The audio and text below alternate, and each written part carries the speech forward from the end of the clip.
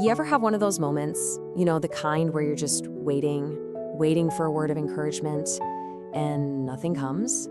Well, we're going to explore a source of strength that's always available, especially in those really quiet moments. So let's get right into it. We've all been there, right? Where your problems just feel heavy. It's like they all pile on top of each other, and suddenly this one little thing feels massive. It's such a universal feeling, but man, it can feel so isolating. And that's when you probably do what I do. You look at your phone. You're just hoping for a text, a call, anything to show you're not alone. But crickets. It's just quiet. And wow, sometimes that silence feels louder than any problem you're actually facing. But what if I told you that you can actually find strength inside that quiet? We're about to look at how some ancient words are so much more than just history. They are a real, active source of power for you, right here, right now. Okay, so let's jump into the very first truth. And this one is, it's foundational. When you feel completely isolated, the very first thing you need to tell yourself is this: you are not abandoned. And these aren't just my words. These are the direct words of Jesus. This isn't some feel-good quote. It's a promise. Think about that. It means when the house is empty, your phone is dead quiet, and you have no idea what's next, you're still not alone. Not ever. So look at this. This is a total perspective shift. It's not about you just gritting your teeth and fighting alone. It's about being accompanied through it all. That presence doesn't just disappear when life gets hard. And honestly, just holding on to that one thought can change everything. All right, let's talk about number 2. This one is all about tackling that anxiety that just loves to creep in, right? The key here is to actively replace that fear with trust. And I want you to really catch the difference here. Jesus doesn't say the world around you will be peaceful. He says he gives his peace to you, for inside you. It's a gift that has nothing to do with what your circumstances look like. So really, it comes down to a choice we get to make. When you feel that anxiety rising, you can actually choose to let his peace settle your heart instead. It's about pushing back against all that noise and fear. Okay, number 3. This one is for anyone who feels that pressure to have everything figured out. And it's such a simple but really profound reminder. Your needs are already seen. I mean, just let that sink in. Doesn't that take some of the weight off? You don't have to find the perfect words or worry if you're being heard.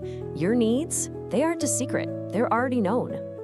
So this is all about trusting that there's a bigger picture at play, one that you can't quite see yet. It's about believing that God is already at work behind the scenes, sorting things out for you. All right, this next one is so important because it is just brutally honest. It doesn't sugarcoat anything or pretend life is easy. It looks at the hard stuff head on. But then it points to something even bigger. So Jesus never once said, hey, follow me and you'll have no more problems. Nope.